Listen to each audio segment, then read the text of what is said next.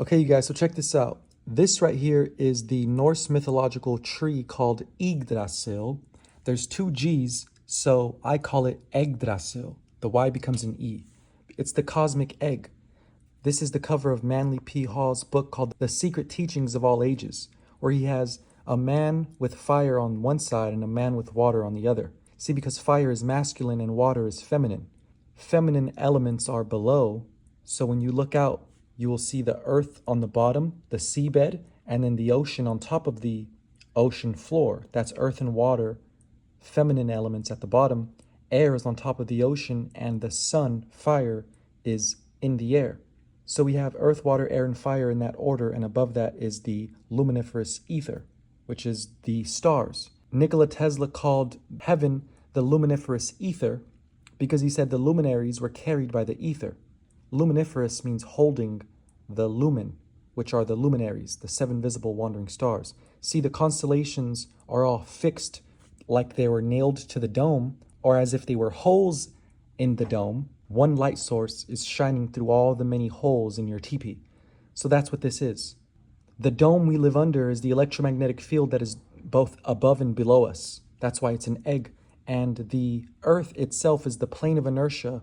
So imagine an egg halfway filled with yolk. The yolk would be perfectly level inside of that egg. That's the earth. That's the sea level, which is always level. That's the horizon that you see, which is always horizontal. When you're on an airplane, you're in the air above the plane, and you can only go in circles around the North Pole, clockwise or counterclockwise. Just like the stars are all rotating around the North Star counterclockwise if you look up, which is why everything, the fixed stars, constellations, and the wandering stars, the seven planets or luminaries, including Uranus, Neptune, and Pluto, so there's 10 wandering stars, but you can't see Uranus, Neptune, and Pluto with your naked eye. Everything rises in the east and sets in the west. Everything is either coming towards you or away from you, depending on where your meridian is. The meridian is the latitude line that you're on, and everyone has their own zenith, which is the star directly above your head, which will return above your head in exactly 23 hours, 56 minutes, and 4.2 seconds, where the sun takes exactly 24 hours, which means it's slower, which means it gets dragged backwards, and that's called the precession of the equinox, where every spring there will be a new sign behind the sun, because there will be a new zodiac in the Tropic of Aries. That means the Tropic of Cancer and Capricorn shift to where Cancer will be the Tropic of Capricorn and Capricorn will be the Tropic of Cancer every 12,000 years. So that's called the Great Year. There's 4 yugas. The main importance of this video is as above, so below. In India, they call the center of the world Mount Meru. So that's what this mountain represents. It is also Vulcan. If you type in Vulcan, this emoji will pop up. The V is made. This is Vulcan. That's why Spock does this. That's the volcano. It is the God in the Bible where Moses gets the 2 tablets from God with the 10 commandments on them. 10 commandments with 2 tablets, 2 hemispheres of the brain on Mount Sinai in Sumer or Babylon. The moon was called Sin and the sun was called Shamash. Sin is Mount Sinai. So when Moses speaks to God on Mount Sinai, Santos said, the sun is your soul, the moon is your mind, and the earth is your body. So the moon is your mind in every context you hear the moon. Moses goes to Mount Sinai, he enters his own mind, which is why he speaks to God within the burning bush, which is obviously the fire in your mind when you reach enlightenment, which means light in the mind. It says in the Bible, there is a Lamb of God standing on top of Mount Zion, which is Sin, which is the moon, which is your mind. Shamash, which is in the Bible called Samson. He has 7 locks on his beard, he gets betrayed by Delilah, and he eventually regains his power when his hair grows back. That's the sun losing its power and regaining its power. This is every story, every nursery rhyme. Thank you, Santos Bonacci. Even Humpty Dumpty.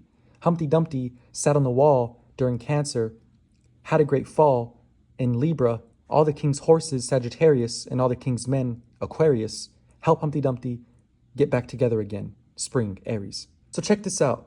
The Sanskrit word for your spine is Merudanda.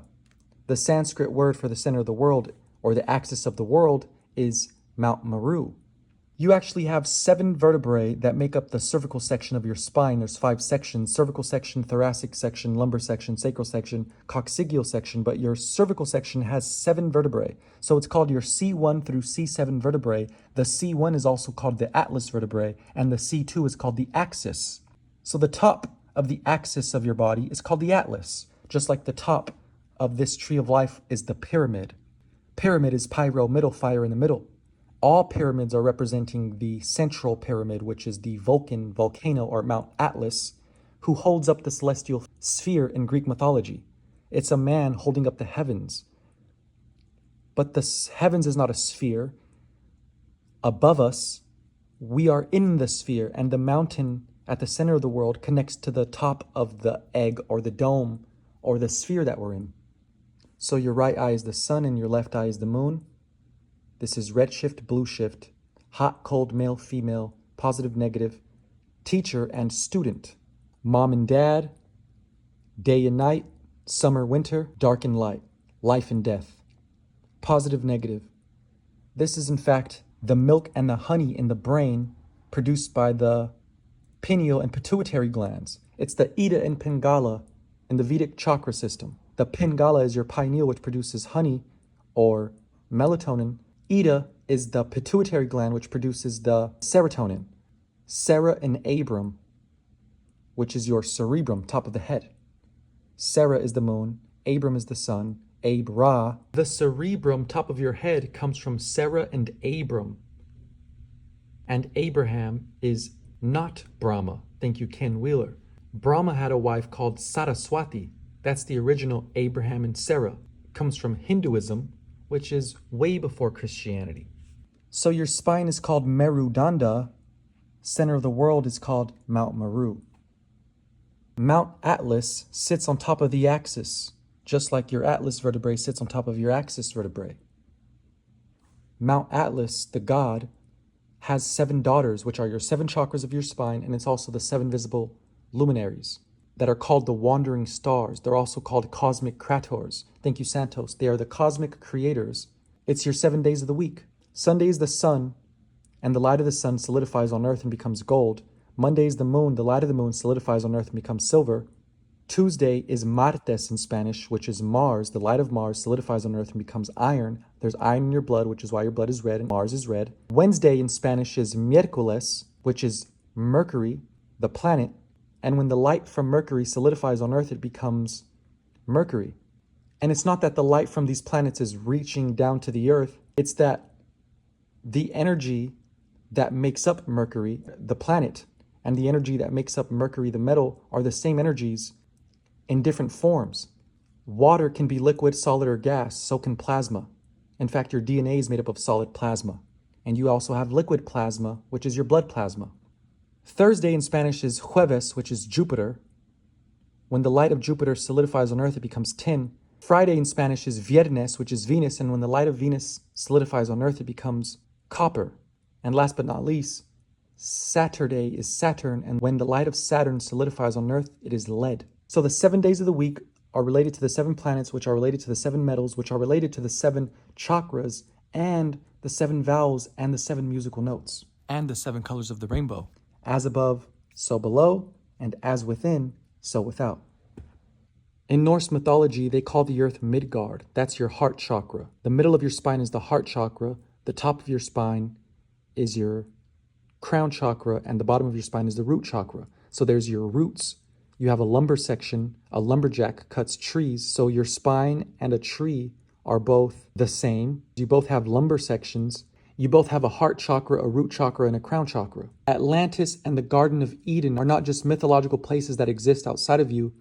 And by the way, Eden and Atlantis are not points on this earth. This is Eden. This is Atlantis. Eden is in your brain. This is the promised land flowing with milk and honey. That's Adam and Eve. Adam and Eve were in heaven, sun and moon. And they got kicked out of heaven, and that's where man and woman appear on earth in the physical. So man and woman are just physical forms of the sun and the moon. The Big Bang Theory tells us that there was a beginning point where the universe was lifeless, and then over time humans evolved and consciousness evolved. Humans themselves were Neanderthals or apes until they developed emotions and a consciousness and the ability to dream and contemplate. That's false. As the first atom formed, the first man, that's why he's called Adam, formed. And they formed simultaneously, and their forms can be scaled from micro to meso to macro. As the atom formed, the human formed, and the earth formed with the sun, with the moon, your eyes don't develop one at a time. Both of your eyes are developing in the womb at the same time. So it's a simultaneous emergence.